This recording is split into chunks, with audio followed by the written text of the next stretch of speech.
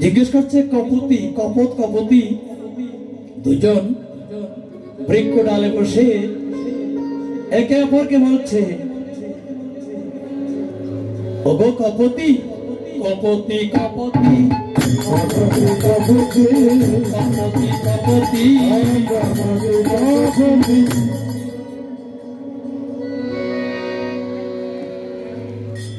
অকপতি রাধারানী কপতি কপতি কপতি রাধারানী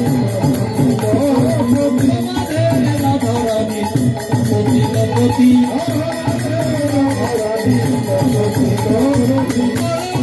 গণপতি কপতি কপতি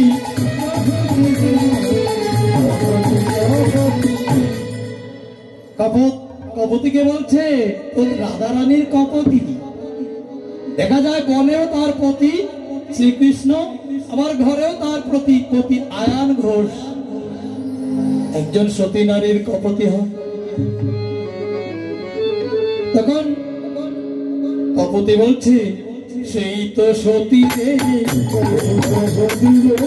সেই তো সতী রে,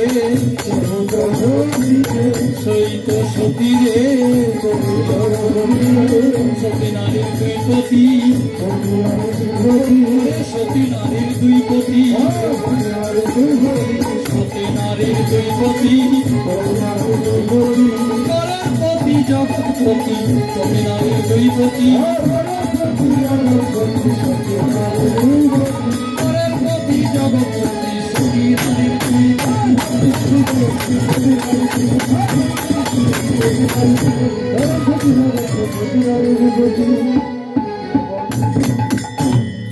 সতী যারা সতী হয় আমরা জানি তার একটি পতি হয়, একের অধিক পতি হয় না।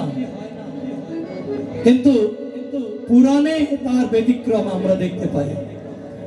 দ্রৌপদী একমাত্র নারী যার পঞ্চপতি, কিন্তু রাধারানী তার দেখা যায় দুই পতি।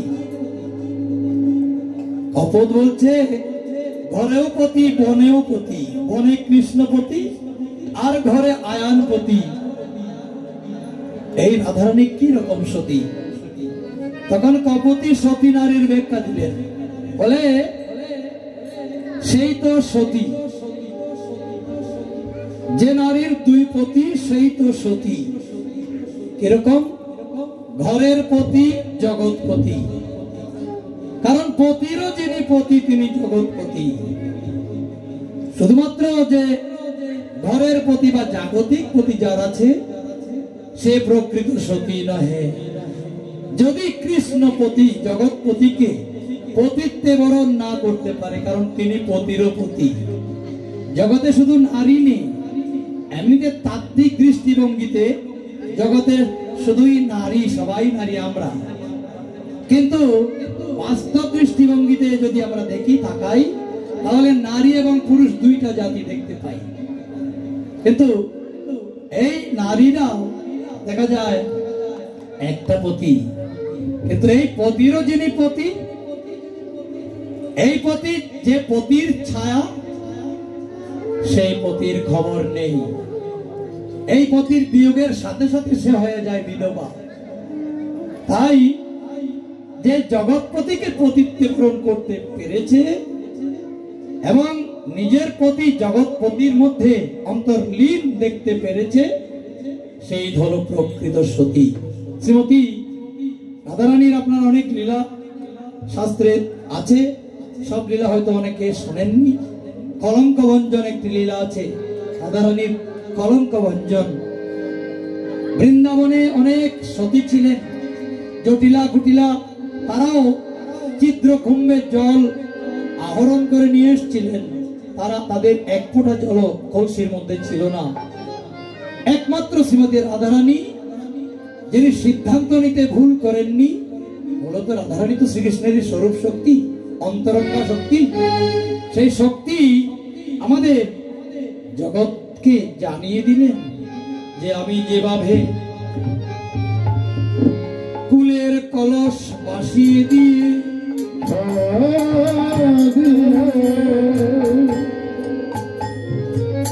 কৃষ্ণ চরণে মন প্রাণ সমর্পণ করে দিয়েছি।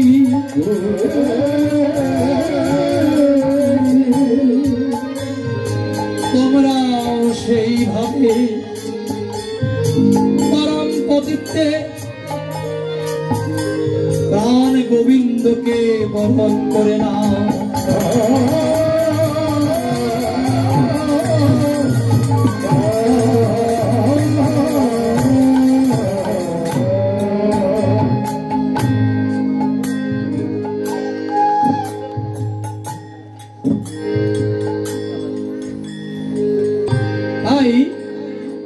এই জগৎ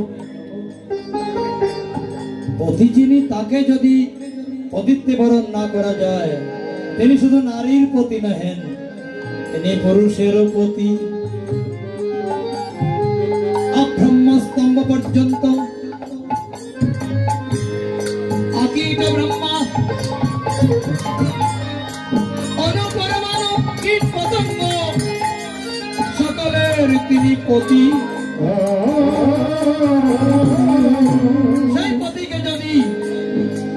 সেই পতিতে যদি মতি দেওয়া না যায়, তাহলে সে আর সতী থাকে না।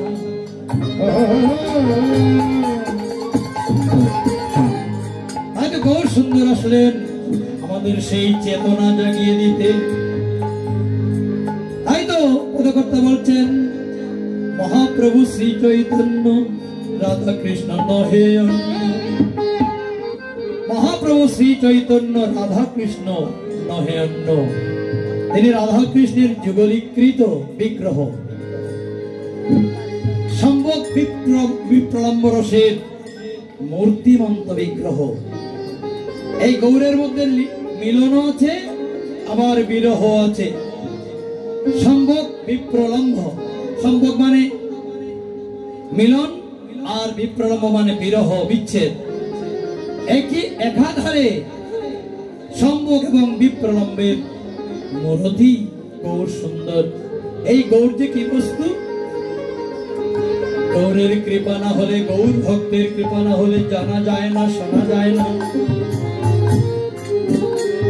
গৌর এনেছেন সঙ্গে করে কাকে?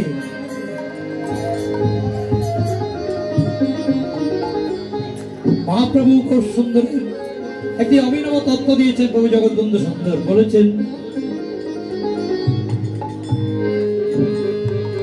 রাধা শ্যাম বীরা কুন্দ ললিতা সুন্দরী,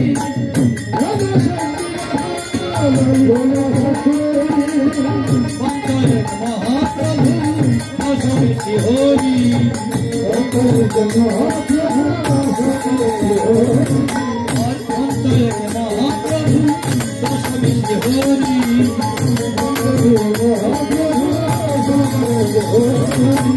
দশমী কি মনে নাই, দশমী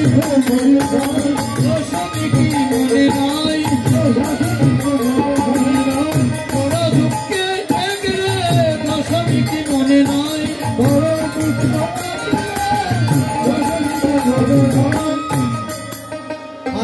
পাঁচজন মিশে গেছেন কেন? বৃন্দাবন লীলায়।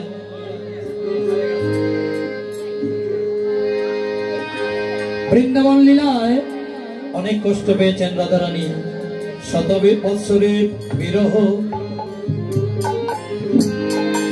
এই বিরহ যন্ত্রণায় রাধারানী ছটফট করে শত বৎসর পরে যখন প্রাণ গোবিন্দকে ফিরে পেলেন,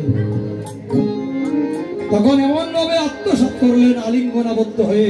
তিনি একা নন, রাধা শ্যাম দুজন আর ললিতা বীরা কুন্দলতা, এই পাঁচজন। কেন এই পাঁচজন? এগুলো হলো রাধারানীর অন্তরঙ্গ সখী। তাদের যারা রাধারানী চলতে পারেন না, কারণ তারা কৃষ্ণ প্রেমের সহায়কারিণী। তাই এই পাঁচজনকে সহ তিনি একীভূত হয়ে গেলেন। কেন হলেন? প্রভু বন্ধু সুন্দর নির্দেশ করলেন, বড় দুঃখে এক রে বড় দুঃখে এক হয়েছে। কেন? আবার যদি পালিয়ে যায়, আবার যদি বিরহ যন্ত্রণা ভোগ করতে হয়, বড় দুঃখে এক রে। কিসের দুঃখ? দশমী। দশমী মানে দশম দশা। এই দশম দশাগ্রস্ত হয়ে আর যেন কষ্ট না পেতে হয়, এই জন্য তিনি একীভূত হয়ে গেলেন। সঙ্গে নিয়ে এসছেন চন্দ্রাবলীকে। চন্দ্রাবলী নিত্যানন্দ রূপে। আমরা কিন্তু আমি পদে গাই,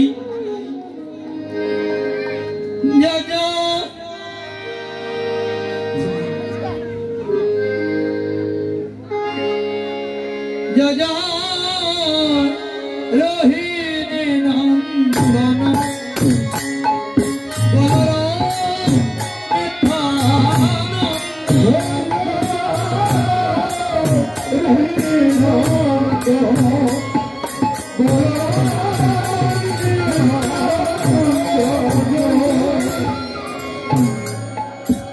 গৌরাঙ্গে গৌরবের ভাই,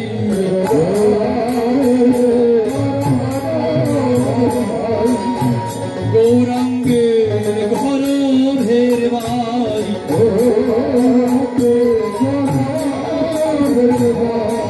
আমাদের প্রেম দাতা নিত্যানন্দ গৌরাঙ্গের গৌরবের ভাই।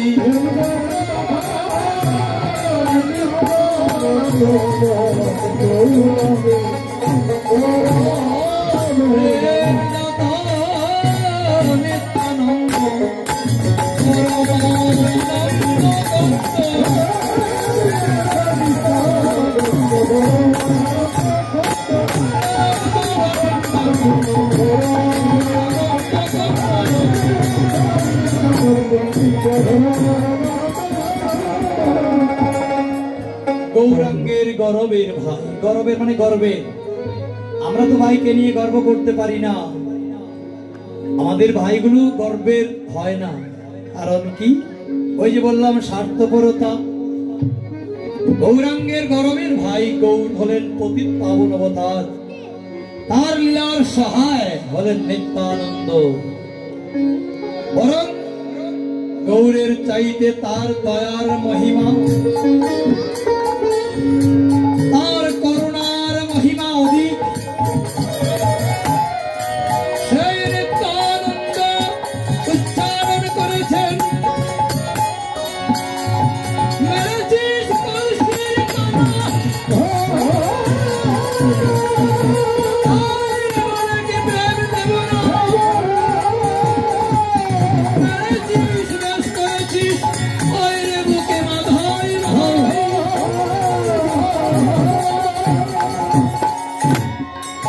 এইভাবে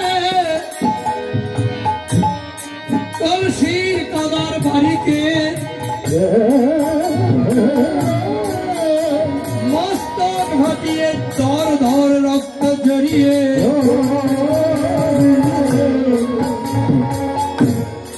মহাপাপী মহা অপরাধী সেই ব্রাহ্মণ কুমার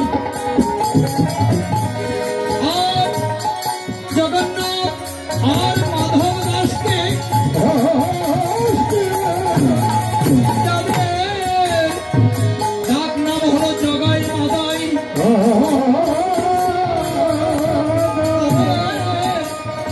হরি নামে উদ্বুদ্ধ করে পরম বৈষ্ণব বানিয়ে জগতে পতিত পাবন লীলা পরাকাষ্ঠা প্রদর্শন করেছেন।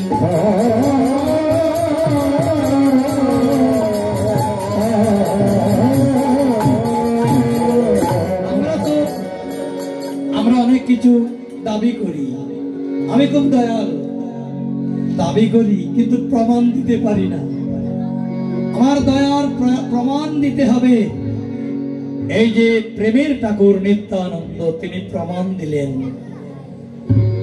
স্বয়ং শ্রীহরির অভিন্ন কলেবর নিত্যানন্দ তার মস্তক ফাটিয়ে দর দর করে রক্ত জড়িয়েছে এই দস্যু জগাই মাদাই। অন্য কেউ হলে তাদের দুলিশ্বাদ করে দিত। এমনকি শ্রীমান মহাপ্রভু পর্যন্ত সুদর্শনকে আহ্বান করেছিলেন, কোথায় কোথায় আমার সুদর্শন চক্র, এই মুহূর্তে আমি এই ব্রহ্মাণ্ড ছাড়কার করে দেব। কিছু দিতে জান না, এসব একটা এইভাবে নিত্যানন্দ মহাপ্রভু পতিত পাবন লীলার চরম পরাকাষ্ঠা প্রদর্শন করলেন। তাই তো প্রেমদাতা নিত্যানন্দ গৌরাঙ্গের গর্বের ভ্রাতা। যে ভাইকে নিয়ে অহংকার করা যায়, গর্ব করা যায়, সেই ভ্রাতা হলো নিত্যানন্দ গৌর সুন্দরীর পতিত পাবন লীলার সর্বোত্তম সহায়। গৌর সুন্দর তো ভাবাবিষ্ট ছিলেন। বিশেষ করে তার সম্পূর্ণ লীলা 48 বছর প্রায়। তার মধ্যে তিনি 24 বছর গার্হস্থ্য লীলা করেছেন সংসারে। বিষ্ণুপ্রিয়া লক্ষ্মীপ্রিয়ার সঙ্গে কাটিয়েছেন, জননীর সঙ্গে কাটিয়েছেন। 24 বছরের শেষ মাঘ মাসে পূর্ণিমা তিথিতে তিনি সন্ন্যাস গ্রহণ করলেন। এরপরে আর 24 বছর তিনি দক্ষিণ ভারত 6 বছর, বাকি সময় নীলাচলে জগন্নাথ শ্রীক্ষেত্রে কাটিয়েছিলেন। তাই তিনি প্রেম বিতরণ করার সুযোগ পাননি, সময় পাননি। তিনি ভাবে বিভোর। গম্ভীরাতে ছিলেন 12 বছর। সেই গম্ভীরা কুটিরে থাকাকালীন আপনারা কেউ যদি সেই জগন্নাথ ক্ষেত্রে গমন করার সৌভাগ্য লাভ করতে পারেন, তাহলে গিয়ে দেখবেন ছোট্ট প্রকোষ্ঠ। ওই প্রকোষ্ঠের মধ্যে 3 জন সবসময় অবস্থান করতেন। একজন স্বরূপ দামোদর, আর একজন গোবিন্দ, আর শ্রীমান মহাপ্রভু। এই 3 জন ওই গম্ভীরা কুটিরের মধ্যে বাস করতেন। শ্রীমান মহাপ্রভু কখনো উন্মাদের মতো দেওয়ালে মুখ আকর্ষণ করতে করতে রক্তাক্ত কলেবর হয়ে যেতেন। কখনো কুর্মাকৃতি, কখনো দীর্ঘাকৃতি, এই ভাবের খেলায় তিনি মত্ত ছিলেন। ভাবাস্বাদনে শ্রীমতী রাধারানী মহাভাবময়ী, শ্রীমতী রাধারানীর ভাবে বিভাবিত গৌর সুন্দর এই রস আস্বাদন করেছেন, মহাভাব রস আস্বাদন করেছেন। কিন্তু তার নির্দেশে শ্রীমান নিত্যানন্দ প্রভু এই গৌর দেশে হরিনাম আর প্রেম বিতরণ করেছেন। তাই বৈষ্ণবেরা কি বলে, জয় নিতাই, জয় নিতাই, জয় নিতাই। এই জয় নিতাই বললেই গৌর খুশি হয়ে যান। কারণ নিত্যানন্দের জয় দিলেই তো জগতের জয় হয়। জগতের জয় হলে জগৎপতিরও জয় হয়ে যায়। সেই জন্য নিত্যানন্দের জয়ধ্বনি দিতে হবে বেশি। কারণ নিত্যানন্দের যে কত শক্তি, নিত্যানন্দের স্বরূপটা যে কি, এটা অনেকে আমরা জানি না। পদকর্তা পরিচয় দিয়েছেন, শেষ সাই সংকর্ষণ অবতারী নারায়ণ,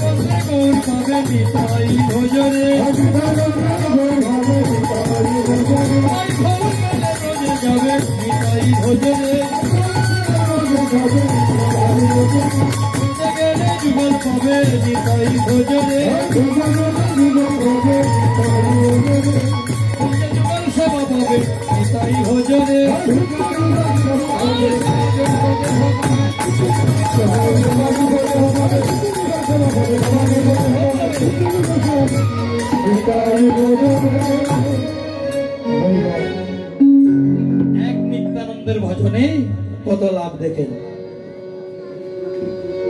বলা হচ্ছে নিতাই ভজনে নিতাই ভজনে গৌর পাবে। গৌরের কি দরকার? রাধা কৃষ্ণ পেলেই তো হলো না। বৃন্দাবনের পদঘাট আধার, কুঞ্জ আধার,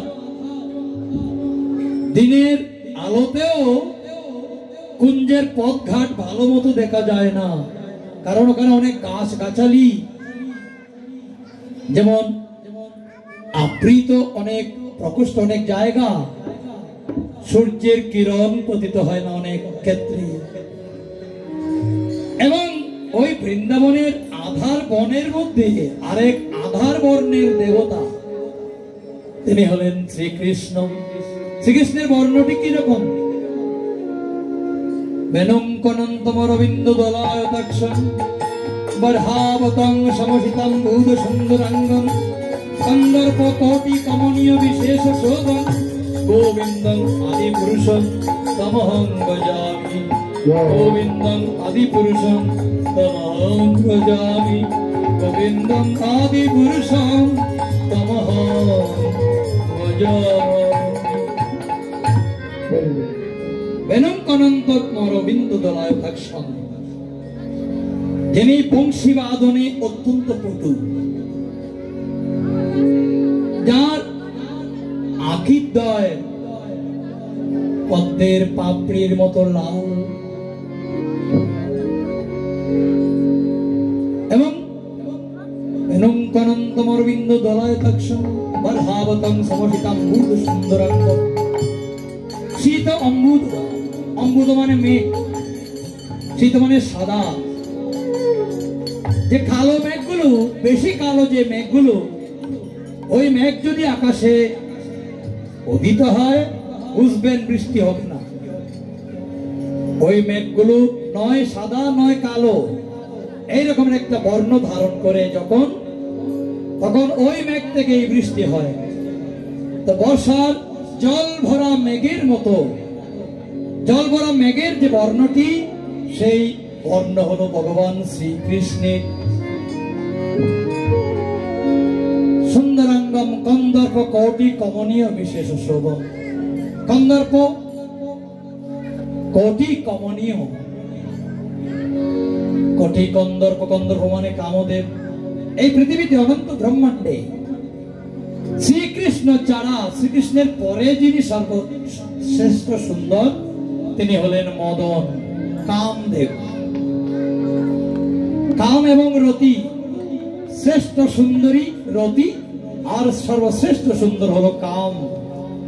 এইরকম কন্দর্প কোটি কমনীয় বিশেষ শোভন, কোটি কোটি কন্দর্প, যার সৌন্দর্যের কাছে ম্লান, সেই অনাদিরাদি গোবিন্দের রাতুল চরণ ভজনা করি, রাতুল চরণ ভজনা করি, রাতুল চরণ ভজনা করি। গোবিন্দম আদি পুরুষং তমহং ভজামি। এই শ্লোকটি ব্রহ্ম সংহিতার, যে ব্রহ্মা শ্রীকৃষ্ণকে চিনতে ভুল করেছিলেন।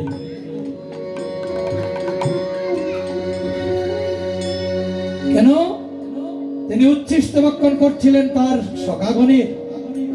সখাগণ ব্রজের পথে গোধন নিয়ে বনে যাওয়ার সময় আবার বন থেকে গোধন নিয়ে গৃহাভিমুখী আসার সময় খেলা চলে, কৌতুক চলে, পায়ের ধুলো গোবিন্দের সর্বাঙ্গে নিক্ষেপ করতেন এবং রাখালগণের মুখের উচ্ছিষ্ট এঁটো শ্রীকৃষ্ণ পরমানন্দে ভোজন করতেন।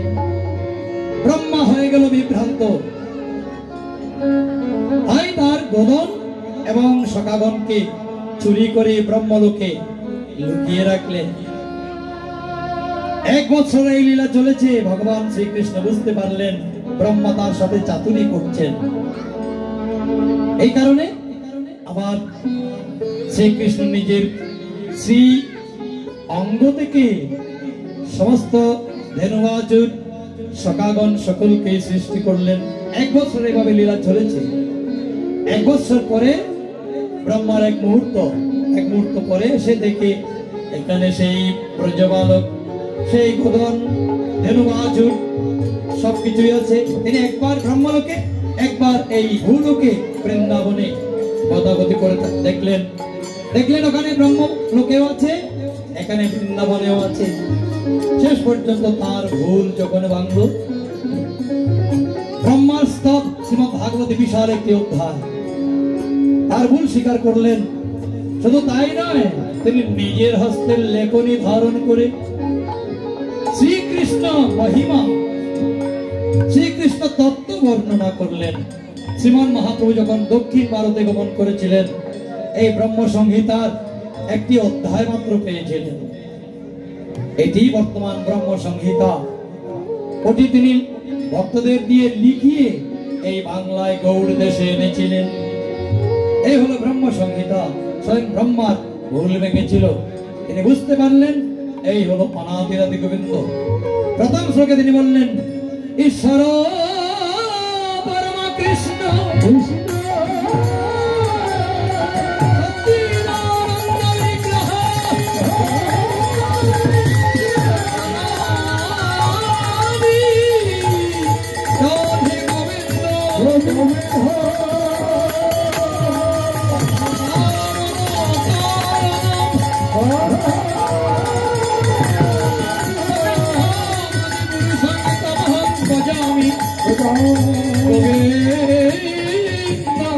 आदि पुरुषां तमहं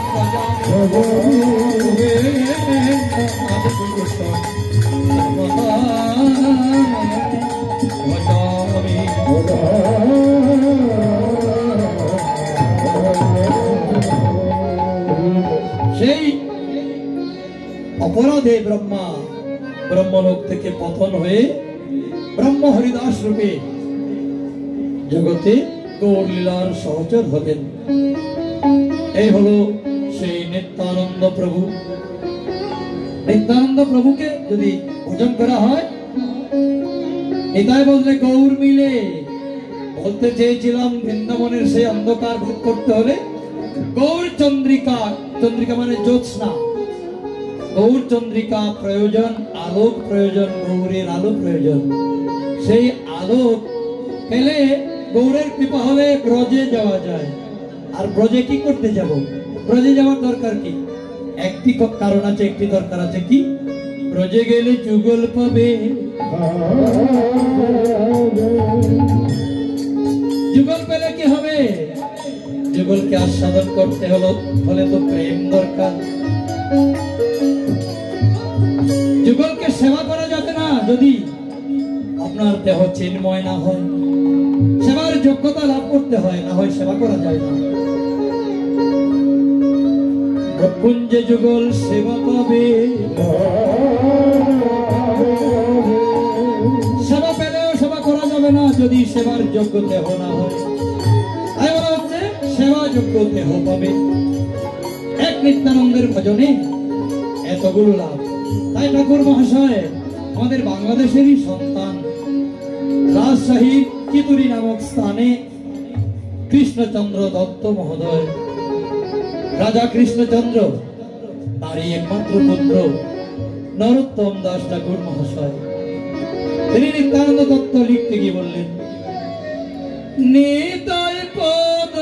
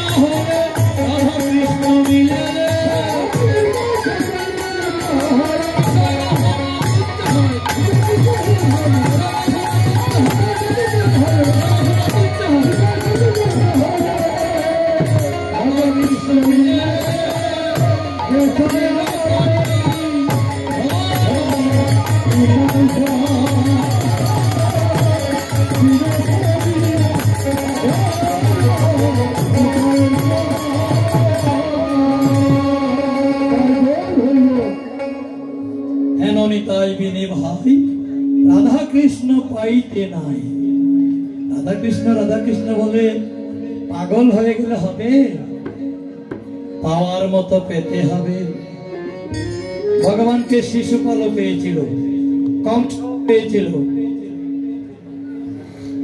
কুরুক্ষেত্র রণাঙ্গনে যে রাজন্যবর্গ ছিলেন তারাও পেয়েছিলেন কিন্তু তারা আস্বাদন করতে পারেননি কারণ কি তাদের ক্ষুধা ছিল না ক্ষুধা কি প্রেম প্রেমের বস্তু তিনি তাকে আস্বাদন করতে গেলে প্রেম প্রয়োজন সেই নিতাই প্রেম দাতা শুধু প্রেম দাতা নহেন প্রেমের ভান্ডারী কে নিবি কিশোরী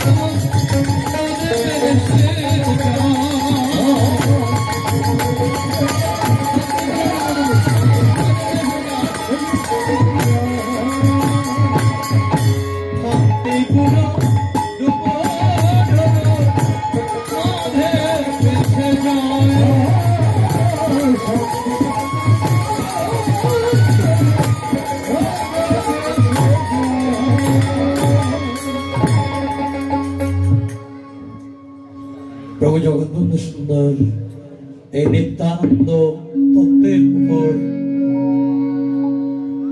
संगीतेर माध्यमे आस्वादन करेছেন निताई निताई बोलो ओ निताई निताई बोलो ओ निवा और भी भाव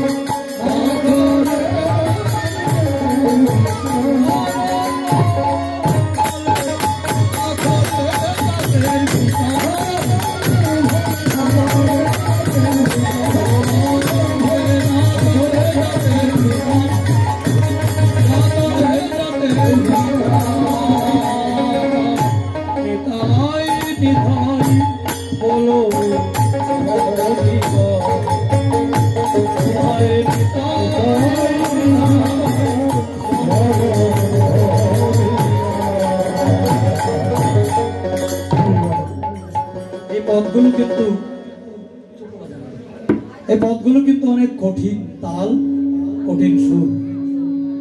যথাযথ সুর না হলে এগুলো কে আনন্দ লাভ করা কঠিন হয়ে পড়ে। এই জন্য প্রভু জগৎবন্ধু সুন্দর যে নিত্যানন্দ প্রভুর উপর এই রকম অপূর্ব আস্বাদন করেছেন, নিত্যানন্দ প্রভুকে জগৎ সমক্ষে উপস্থাপন করেছেন। নিতাই তত্ত্ব সম্পর্কে আমরা অবগত নই, গৌরকে জানি, নিতাইকে জানি না। জয় জয় মহাবিষ্ণু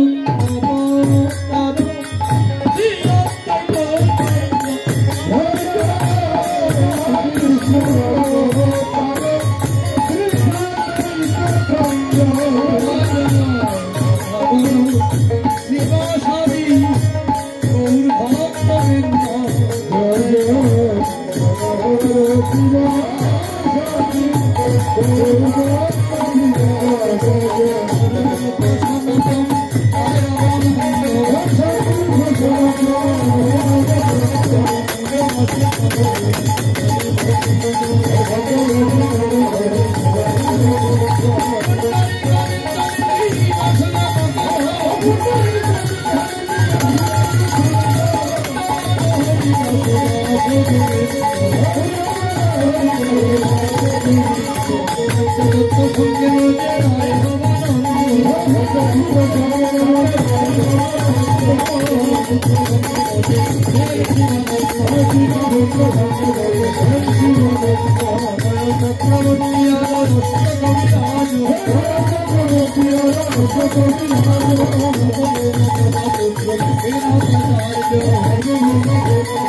you.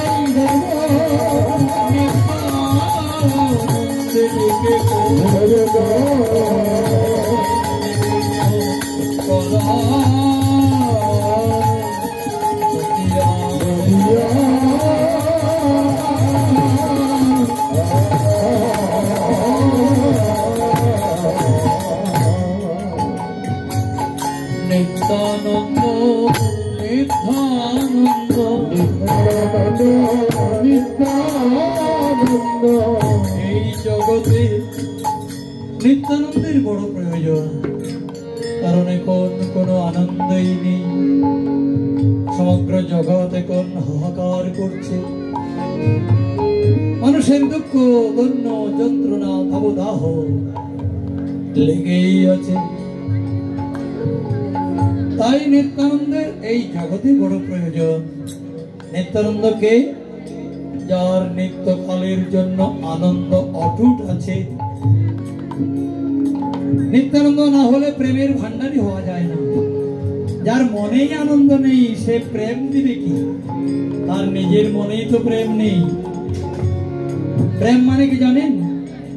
প্রেম মানে ভালো লাগা, প্রেম মানে ভালোবাসা।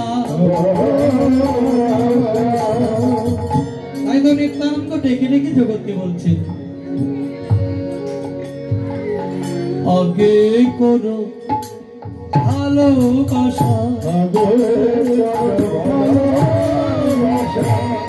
আগে করো বাসা ভালো, ওই ভালোবাসা আসে কারো, আগে করো বাসা ভালো।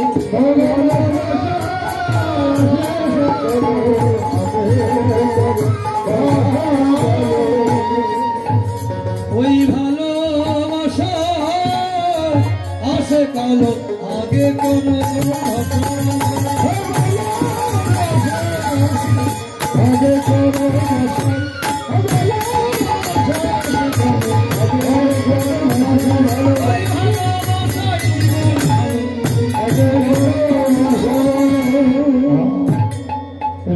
আগে ভালোবাসা করো। এই হৃদয় ভাষাটি যার ভালো, ওই ভালোবাসাতেই ভগবান চিরতরে অচল হয়ে একেবারে পদহীন কলিহত জীবের জন্য এসেছেন এক ঠাকুর জগন্নাথ বলভদ্র এবং ভগ্নী সুভদ্রা। তিনি ভক্তের কাছে এমনি ভাবে বাধা পড়েছেন,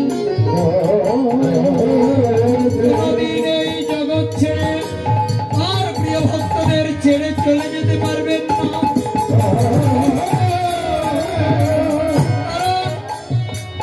তার চরণ নেই।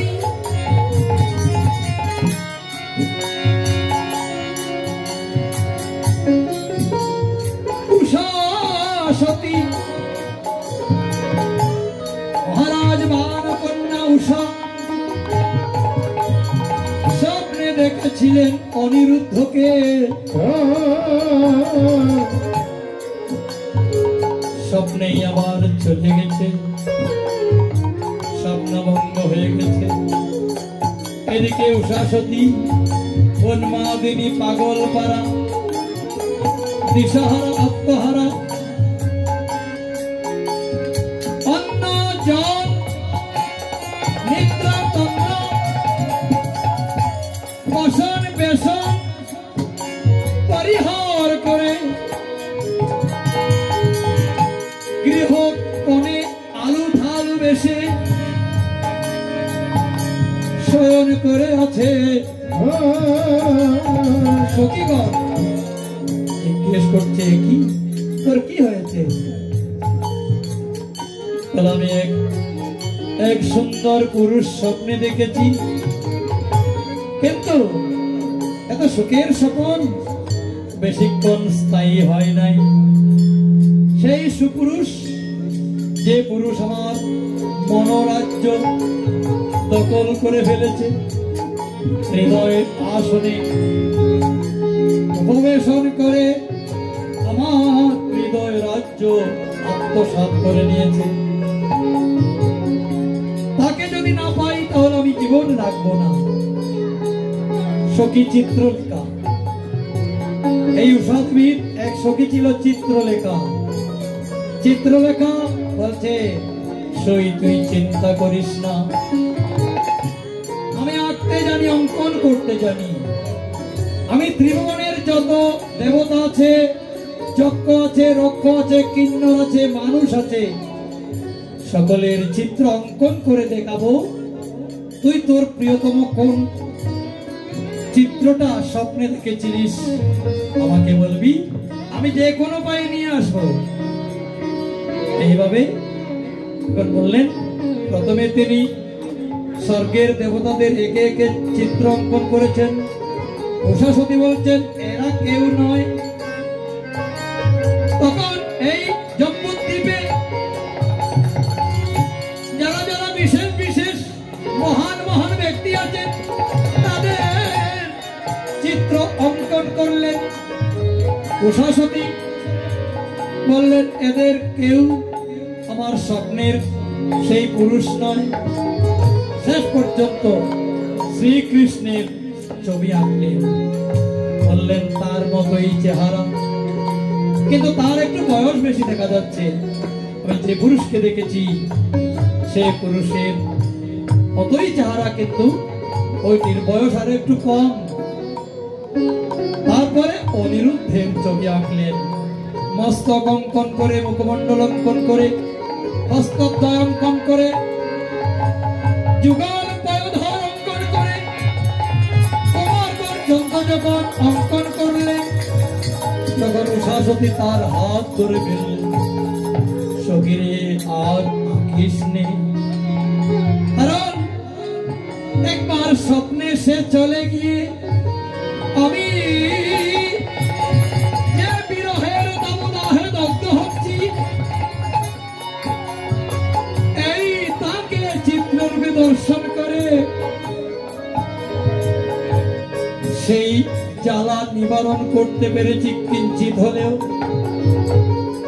সাবধান, তুই তার চরণ আঁকবি না। যদি চরণ আঁকিস তাহলে সে তো চলে যাবে, আর চরণ আঁকতে দেয়নি। এই হলো প্রেমের রাজ্য, এই হলো ভালোবাসার রাজ্য। সেই ভালোবাসা জীবের প্রতি একবারে ঢেলে দিয়েছেন আমাদের কলিযুগের ঠাকুর জগন্নাথ দেব। তার পাও নেই, হাতও নেই, শুধু তাই নয়, তার চক্ষুগুলো পলক পড়ে না। যাদের পলক পড়ে, যেটুকু সময় পলক পড়ে সেইটুকু সময় তো তার প্রিয়ের রূপ দেখতে পায় না। জগন্নাথের কৃপা এমন নিপুণ যে, এমন পারফেক্ট যে, আর নিমেষ নেই, পলক নেই, অপলক নয়নে তাকিয়ে আছে। তাই তার দৃষ্টি, তার নয়ন এড়াতে কিছুই পারে না, পারবে না। এইভাবে ভগবান এসেছেন একেবারে অহৈতুকী করুণা করার জন্য। তাই নিত্যানন্দ, যার মধ্যে আনন্দের সমুদ্র, নিত্যই আনন্দ, ক্ষণকালের জন্য যার নিরানন্দ নেই, তিনি হতে পারেন প্রেমের ভান্ডারী। তাই নিত্যানন্দের এত মহিমা আমরা কীর্তন করতে বাধ্য হই।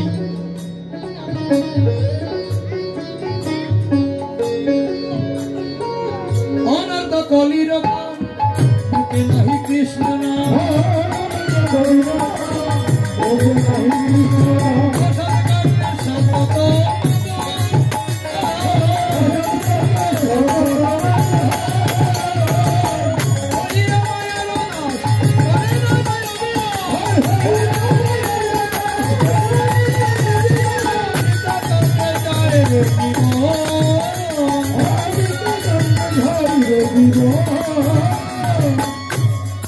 তৎকালীন প্রেক্ষাপট, সমাজের তৎকালীন প্রেক্ষাপট কবি, বৈষ্ণব কবি অঙ্কন করেছেন।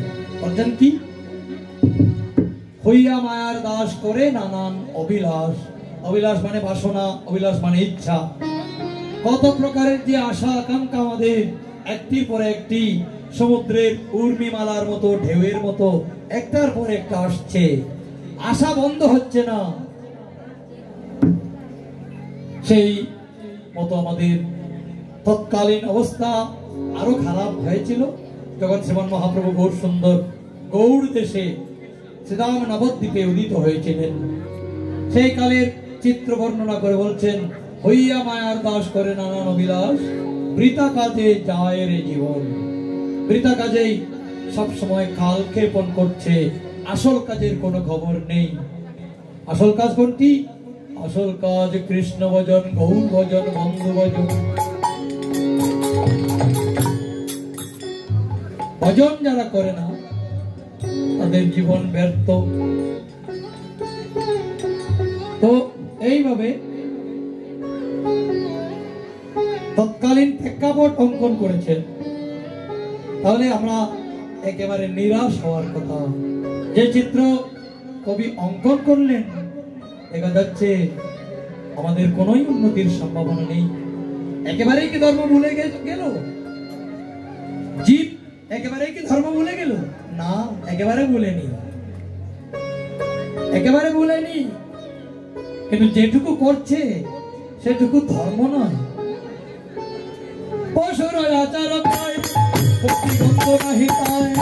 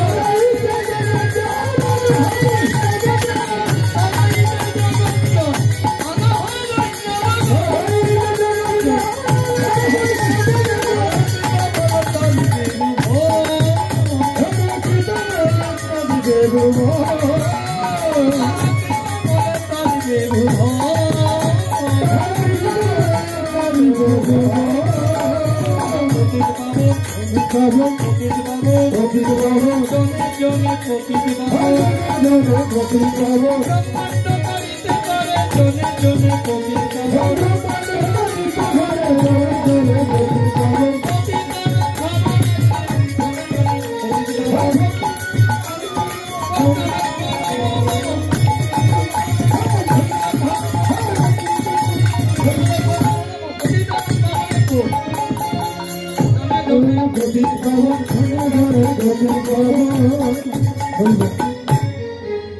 উদ্ধার করার জন্য যাকে তাকে আনলে হবে না। কাকে আনার জন্য নির্দেশ দিলেন শ্রীমান মহাপ্রভু? আনিয়া বৈষ্ণবগণ। তরাইতে জগৎজন আনহ বৈষ্ণবগণ। বৈষ্ণব লাগবে, বৈষ্ণবের প্রয়োজন। কারণ এই জগতে যারা কৃষ্ণ ভজে তারাই চতুর। কৃষ্ণ হলেন চতুরের চূড়ামণি, রসিক শেখর পরম করুণ। আর বৈষ্ণব হলেন একেবারে পতিত পাবন। বৈষ্ণবের প্রণাম মন্ত্র জানেন? পঞ্চাকল্পতরুভ্যশ্চ কৃপা সিন্ধুভ্যেব চ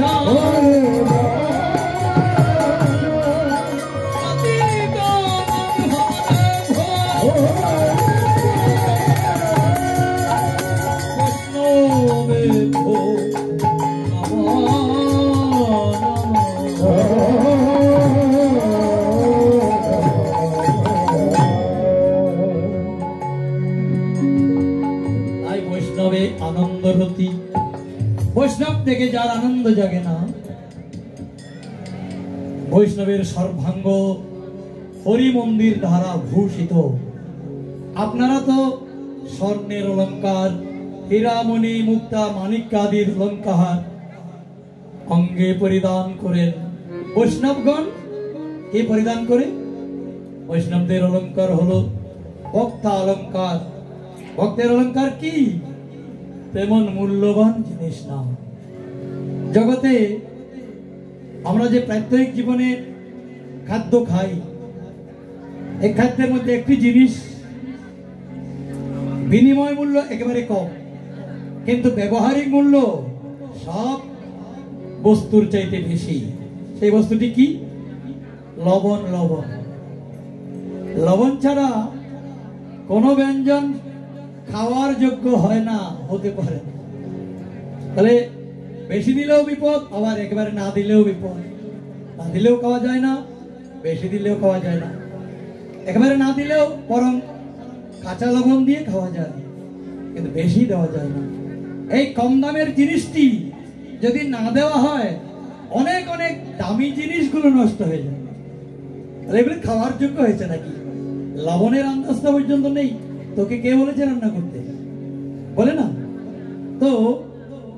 সেই প্রকার বৈষ্ণবদের যে অঙ্গের ভূষণ, কোন স্বর্ণের দোকানের মতো একেবারে এয়ার কুলার ফিটিং করা কোন শপিং মলে যেতে হবে না। আরো শপিং মলে উচ্চ উচ্চ মূল্য সম্পন্ন জিনিসগুলো পাওয়া যায়, বিদেশের এবং দেশের সেরা সেরা বস্তুগুলো। কিন্তু এই যে বৈষ্ণবরা যে অলঙ্কার পরিধান করে, ভক্তালঙ্কার শাস্ত্রে যে অলঙ্কারকে বলে, সেটি হলো মাটি, গোপী, চন্দন। কিন্তু অনেকে একটু শ্রদ্ধা ভরেও কতগুলো বলে না, বলে তিলক মাটি, কিন্তু এটার আসল নাম হলো গোপী চন্দন। অনেকে প্রশ্ন করেন, শ্রীকৃষ্ণের ললাটে তিলক দেখতে পাই, কিন্তু রাধারানীর ললাটে তিলক নাই। কেউ তো কোনোদিন প্রশ্ন করলেন না। তার মানে ওইদিকে তো মন নাই। যে যা ভাবে সেই বিষয়ে তার জানার কৌতূহল জাগে, সেখানে বিভিন্ন প্রশ্নের সৃষ্টি হয়, ওই প্রশ্নগুলোর উত্তর সে খুঁজে বেড়ায়। কিন্তু যে যা ভাবে না, সেই বিষয়ে সেই সংক্রান্ত প্রশ্নগুলো আসবে কেন? আসার কোনো সম্ভাবনা নেই। তাই রাধারানীর তিলক নেই কেন জানেন? তিলকটা কি? দ্বারকার মাটি। এই দ্বারকার মাটিগুলো কি জানেন? গোপীদের পদরজ। শ্রীকৃষ্ণ এমন ভগবান যে ভক্তের কাছে নিজেকে একবারে বিক্রি করে দেন, নিজের কোনোই স্বাধীনতা নিজের কাছে রাখেননি। তার প্রমাণ শ্রীমতী রাধারানীর চরণে দাস দিয়েছেন। আরো বলছেন কি? রাধারানী, শ্রীমতী রাধারানী শ্রীকৃষ্ণকে বলছেন, হে প্রাণনাথ, হে হৃদয় সর্বস্ব প্রাণ প্রিয়, তুমি তোমার নাম চরণে লিখে দিচ্ছ? বলে তুমি তো তোমার অন্যান্য কোন অঙ্গের সেবা করার সম্ভাবনা কম, কিন্তু চরণের সেবা তো অনেক সময় করতেই হয়। তাই আমি তোমার চরণে আমার নামটুকু লিখে দিয়েছি। কেন জানো? যেন চরণ দেখে মনে পড়ে,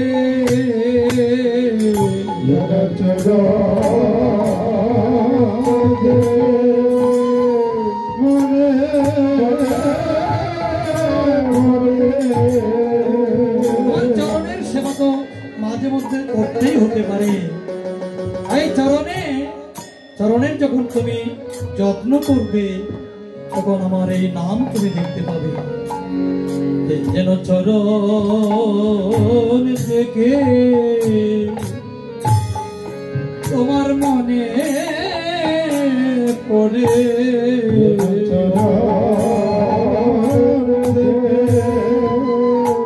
আমার মনে কৃষ্ণ নামে এক দাস ছিল, চরণ দেখে মনে পড়ে কৃষ্ণ।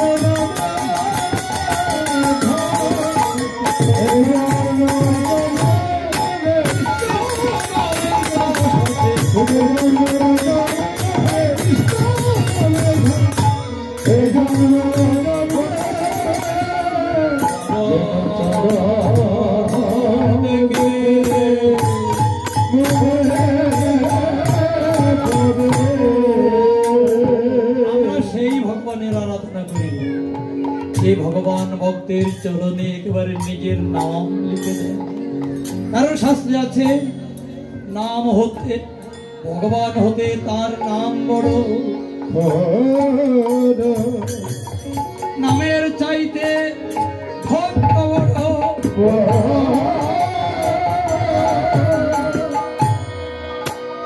ভক্তের চাইতে মহাপ্রসাদ বড়,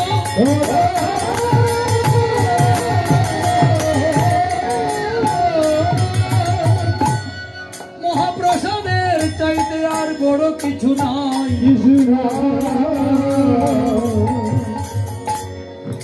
তাই কখনো মহাপ্রসাদে অবজ্ঞা করো না হে ভাই।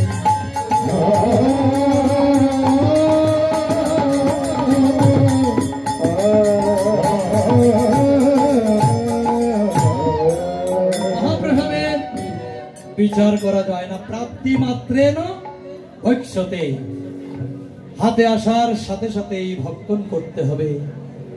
এগুলো কবে কার, কখন কার, কি প্রসাদ কোথা হতে আনা হয়েছে কিছুই চিন্তা করা যাবে না, বিচার করা যাবে না, তাহলেই প্রসাদের প্রতি অপরাধ আসবে। এখানে একটি ক্রম আছে, ক্রম। নাম ভগবানের চাইতে ভগবানের নাম বড়। ভগবানের কাছে যদি কোনো অপরাধ করা হয়, তাহলে নামের শরণাপন্ন হলে ভগবান সেই অপরাধ থেকে মুক্তি দেন। আবার নামের চাইতে ভক্ত বড়, এটাই সমস্যা। যদি আপনি নামের কাছে অপরাধ করেন, নাম আপনাকে ক্ষমা করতে পারে, কিন্তু ভক্তের কাছে যখন অপরাধ করবেন, নামের শক্তি নাই সেই অপরাধ পালন করতে পারে। এটাই আমাদের বড় সমস্যা। তাই সর্বপ্রকার অপরাধের মধ্যে বৈষ্ণব অপরাধ, ভক্ত অপরাধ, ভক্তের প্রতি অপরাধ, বৈষ্ণবের প্রতি অপরাধ মহা অপরাধ। এই অপরাধ থেকে মুক্তি পাওয়া যায় না যদি যার কাছে অপরাধী তার কাছে ক্ষমা না চাওয়া হয়। তিনি যদি ক্ষমা করে দেন, তাহলেই ক্ষমা হতে পারে, কারণ নামের চাইতে ভক্ত বড়। আমার ভক্ত মহাপ্রসাদের প্রতি কোনো অপরাধ করতে পারবে না, তাহলে ভক্তকেও প্রসাদ ছাড়বে না। এ হলো ক্রম। এইভাবে বৈষ্ণব প্রণামে বলা হয়েছে কি পঞ্চাকল্পতরুভ্যশ্চ। এখানে বৈষ্ণব তো একজন নয়, সংস্কৃতে 3টা বচন আছে। আমাদের বাংলায় 2টো বচন, এক বচন আর বহু বচন। ইংরেজিতেও সিঙ্গুলার প্লুরাল, 2টি জেন্ডার, সরি নাম্বার বচন। কিন্তু সংস্কৃতে 3টি বচন, এক বচন, দ্বিবচন, বহু বচন। নরৌ নর নর নর নরা নরৌ নর নরা নর নরৌ নরা। নর এক বচন, নরৌ দ্বিবচন, নরা বহু বচন। সেই রকম পঞ্চাকল্পতরুভ্যশ্চ বহু বচন। বৈষ্ণব অনেক, এই কারণে একসঙ্গে সমস্ত বৈষ্ণবের চরণে প্রণাম। পঞ্চাকল্পতরুভ্যশ্চ, পঞ্চাকল্পতরু বলা হয়েছে বৈষ্ণবকে, কারণ বৈষ্ণবের কাছে অদেয় অপ্রাপ্তব্য কিছুই নেই। কারণ বিষ্ণু যার আরাধ্য, বিষ্ণু হলেন অনন্ত বিশ্ব ব্রহ্মাণ্ডের কর্তা। তো সেই কারণে বৈষ্ণব সর্বশ্রেষ্ঠ সাধক। বলা হয়েছে পঞ্চাকল্পতরুভ্যশ্চ কৃপা সিন্ধুভ্য এবচ। কৃপার সমুদ্র, সিন্ধু মানে সমুদ্র। পতিতানাং ভাবনেভ্য। অনেকে আছে ধনীর ধনী বন্ধু, দরিদ্রের সাথে কোনো লেনা দেনা নেই, সম্পর্ক নেই। কিন্তু এই বৈষ্ণব তাদের কৃপা করে পতিতানাং, পতিতগণকে, একেবারে সমাজে অধঃপতিত, গার্হস্থ্য জীবনে, দৈনন্দিন জীবনে অধঃপতিত, সামাজিক জীবনে, রাষ্ট্রীয় জীবনে অধঃপতিত, পারমার্থিক জীবনেও যারা অধঃপতিত, সেই জায়গায় জগাই মাদাইয়ের মতো মহাপাপীকেও বৈষ্ণবেরা ত্রাণ করেন। এই জন্য বৈষ্ণব প্রণামে বলা হয়েছে পতিতানাং ভাবনেভ্য বৈষ্ণবেভ্যো নমো নমঃ। বৈষ্ণব পরম ধর্ম, বৈষ্ণবের পরম ধর্ম অর্থাৎ শ্রেষ্ঠ ধর্ম। বৈষ্ণব পরমং তপ, বৈষ্ণবের প্রীতি সম্পাদন করলে পরম তপস্যা হয়ে যায়। বৈষ্ণব পরমারাধ্য, পরম আরাধ্য, আরাধ্যের আরাধ্য। বৈষ্ণব পরম গুরু, পরম গুরু মানে গুরুর গুরু। এই জন্য বৈষ্ণব সর্বশ্রেষ্ঠ সাধক। মহাপ্রভু বৈষ্ণবদের আনতে বলেছেন তরাইতে জগৎ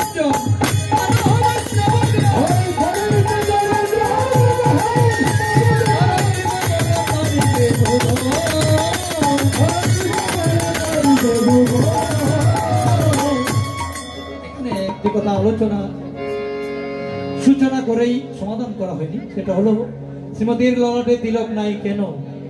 তিলক হলো গোপীদের পদরজ, এই জন্য গোপী চন্দন বলা হয়। ওটা মলয় পর্বতে যে চন্দন হয়, যে চন্দন ভগবানের শ্রী অঙ্গে শ্রী চরণে লেপন করা হয়, সেই চন্দন নয়, তার চাইতেও বড় চন্দন ভক্তের পদরজ, গোপী পদরজ। কালকে যে নাম হবে পরের দিন পূর্ণাহুতিতে আমরা বলবো ধুলা নয় রে, ধুলা নয় রে, গোপী পদ রে জেরে নুরাঞ্চা করে নন্দ সুখ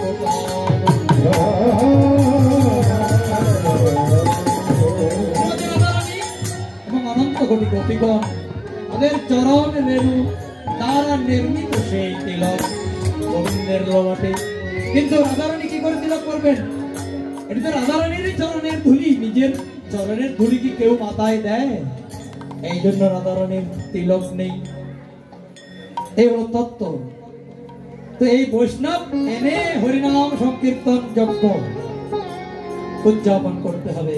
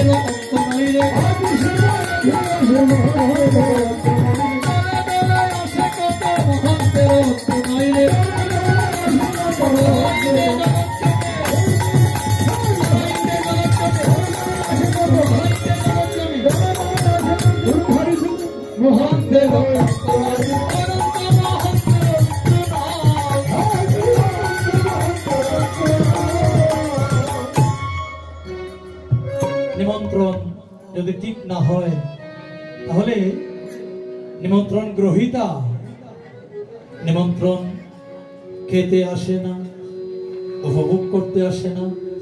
তাই আজকে আমাদের সমস্ত কাজে, সনাতনীদের প্রত্যেকটি কাজে অধিবাস আছে। অধি অধি মানে অধিক, অধিক মানে বেশি, বেশি মানে অনেক, অনেক মানে নিকটে। কি অধি সমীপে বাস, অধিবাস। অধিক সমীপে বাস করাকে বলা হয় অধিবাস। এটি আগের দিন করতে হয়। আগামীকাল যদি নিমন্ত্রণ হয়, আগামীকালে যদি আপনি নিমন্ত্রণ করতে যান তাহলে অনেকেই আসবে না। আগের দিন নিমন্ত্রণ জানাতে হবে, আমন্ত্রণ জানাতে হবে। তাহলে আপনার নিমন্ত্রণ যদি গ্রহণ করে, সন্তুষ্ট হয় আপনার নিমন্ত্রণে, তাহলে নিমন্ত্রণে তিনি পদার্পণ করবেন। এই জন্য আগের দিন তাকে ডাকতে হলে তার নিকটে থাকতে হবে। নিকটে, নিকটে মানে আমরা তো প্রতিদিন নিজের কথা ভাবি, ভগবানের কথা ভাবি না।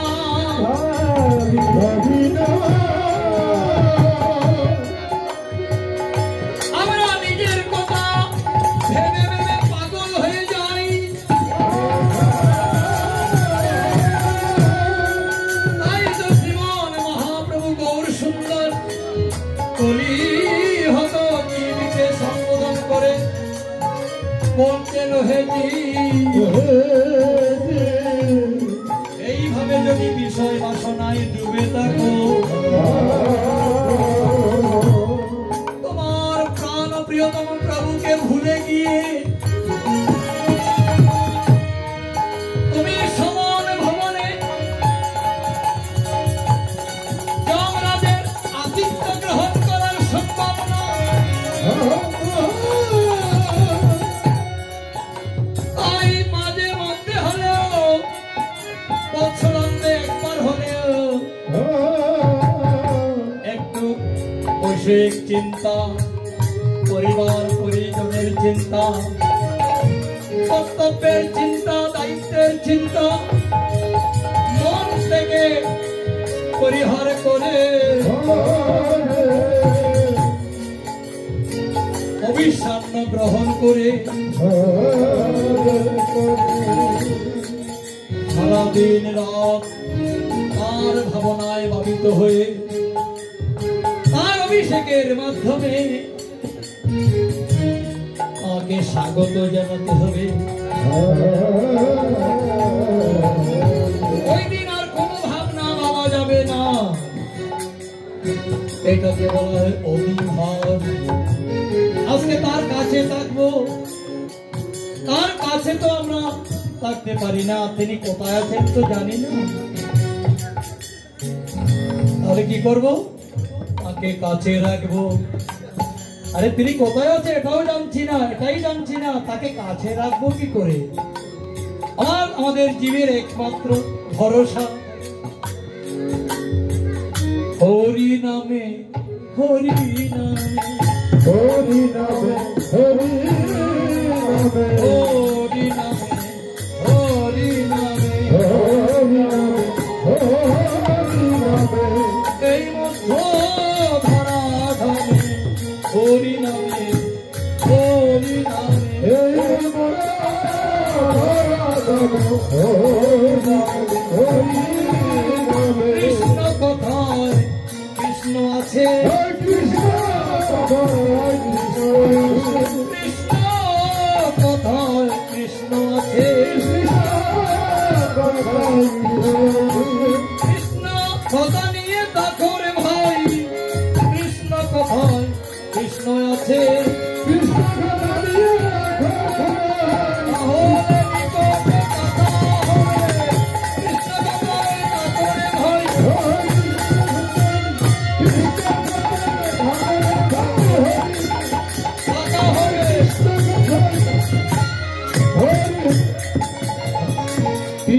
কথায় কৃষ্ণ আসে।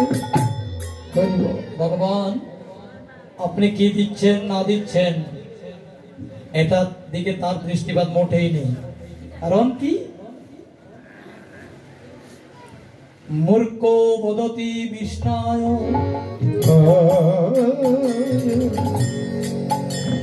পণ্ডিত বদতি বিষ্ণবে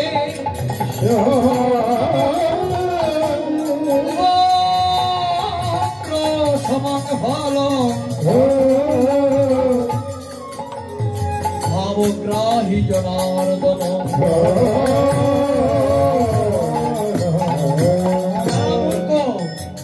যারা মূর্খ, সংস্কৃত জানে না, ভাষা জানে না, ব্যাকরণ জানে না। আমরা তো বিষ্ণুর পূজা করি, তো এখানে বিষ্ণবে, বিষ্ণুকে যদি আমরা, এটা এক বচনে চতুর্থী বিভক্তি, সাধু শব্দের রূপে দেখবেন এক বচনে চতুর্থী বিভক্তিতে সাধবে নম, সাধবে। তো এই এখানে বিষ্ণু, বিষ্ণুটি যখন এক বচনে চতুর্থী বিভক্তি হবে, যখন সেই বিষ্ণুর প্রতি আমরা কিছু সমর্পণ করব, তখন বিষ্ণবে নম বলতে হবে। এটা হলো পণ্ডিতদের ভাষা। কিন্তু যারা পণ্ডিত নয়, সংস্কৃত জানে না, তারা তো বিষ্ণায়ও বলতে পারে, ওম বিষ্ণায় নম। বিষ্ণায় বললেও শাস্ত্র বলতে উভয়ের সমান ফল হবে। কেন? তুমি ভুল বলছো নাকি শুদ্ধ বলছো এটা দেখবেন না, এটা দেখবেন কি তোমার ভাবটাই গ্রহণ করবেন। আপনি বাড়িতে ঝগড়া করেছেন, এতগুলো ভগবানকে দিতে হয় নাকি? উনি খান সব, ওনার নামে মানুষ খেয়ে ফেলে সব, দিও না, এত কিছু দেওয়ার দরকার নেই। এইটুকু ভগবান জানেন। সেই জন্য আপনার ওই রকম মনোভাব নিয়ে যে কিছু আপনি দেন, আপনার ভাব যেহেতু খারাপ, অনুকূল নয়, আপনার সেই দ্রব্য ভগবান গ্রহণ করেন না। দুর্যোধন স্বর্ণ থালায় একেবারে রাজকীয় ভোজন দান করার জন্য প্রস্তুত ছিলেন। ভগবান স্পষ্ট বলে দিলেন, আমি তোমার এখানে খাবো না, আমি বিদুরের ঘরে খাবো। বিদুরের তো কিছুই নেই, নুন আনতে ফান্তা পুরা। তো এই বিদুরের কাছে বিদুর ডাকেনি। কেন ডাকেনি? তার মর্যাদা দেওয়া যে কঠিন, তিনি বিদুর যে দরিদ্র, যদিও রাজমন্ত্রী, সেই রাজকোষ থেকে তিনি কিছুই নিতেন না, ভিক্ষা করে জীবনযাপন করতেন। এবং তার হৃদয় ছিল ভক্তিতে ভরপুর। সেই ভাব গ্রহণ করে দুর্যোধনের স্বর্ণ তালায় রাজকীয় অন্ন ব্যঞ্জন পরিত্যাগ করে সেই বিদুরের খুদ অন্ন খেয়েছিলেন। এই হলো ভাবগ্রাহী জনার্দন। আপনি কি ভাবছেন এটাই আসল কথা, কি বলছেন সেটা আসল কথা নয়। কারণ আমাদের মন মুখ তো এক নয়, মনে একটা মুখে আরেকটা। এইরকম প্রবঞ্চনা ছলনা আমাদের সবসময় লেগে আছে। তাই আজকে হরিনাম করো, হরিনাম করার জন্য বৈষ্ণবদের নিয়ে আসো। রবি আঁকো দলি চারি গঙ্গা জলে গঠন, জয়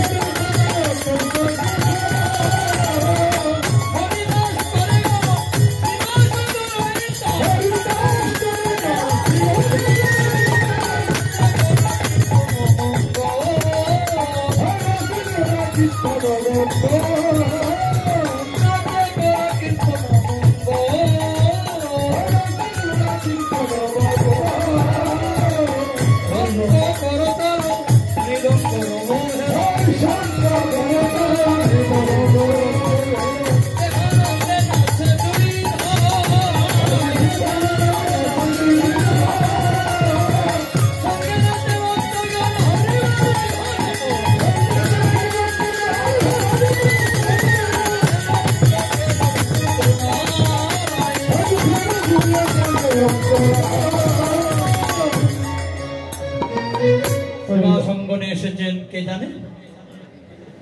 শিবাসঙ্গনের নাটুয়া।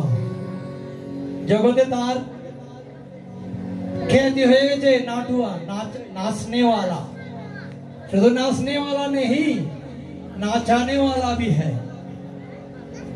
उन्होंने नाचने वाला और नाचाने वाला, तो তিনি নাচছেন সেটা আমরা আস্বাদন করলাম। নিজেরা নাচবো না? নাচতে হবে, সবাই দাঁড়াও। তাকে নাচিয়ে আনন্দ করতে হবে না, নিজে সেই নাচে অংশগ্রহণ করতে হবে। রাধার মনোহরি জয় জয় রাধার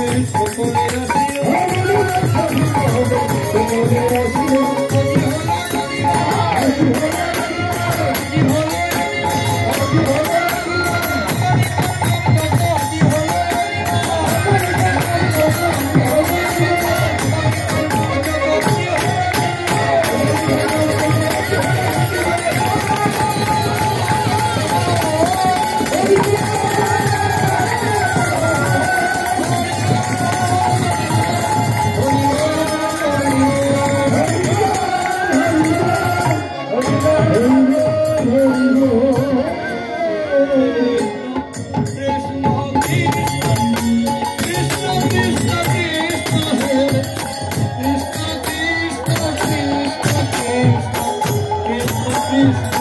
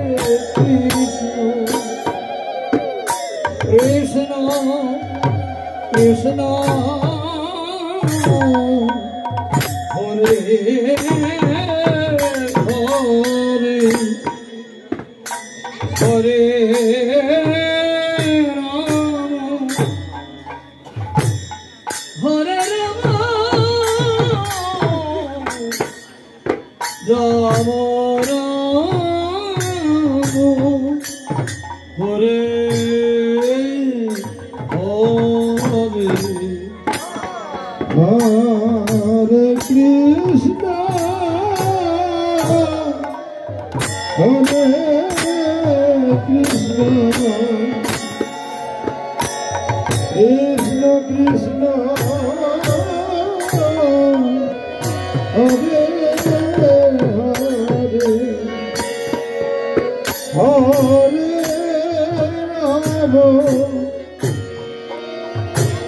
হরে রাম হরে রাম রাম হরে হরে কৃষ্ণ হরে কৃষ্ণ কৃষ্ণ হরে হরে রাম হরে রাম রাম রাম হরে হরে কৃষ্ণ হরে কৃষ্ণ কৃষ্ণ কৃষ্ণ হরে হরে হরে রাম হরে রাম রাম রাম হরে হরে কৃষ্ণ হরে কৃষ্ণ কৃষ্ণ কৃষ্ণ হরে হরে হরে রাম হরে রাম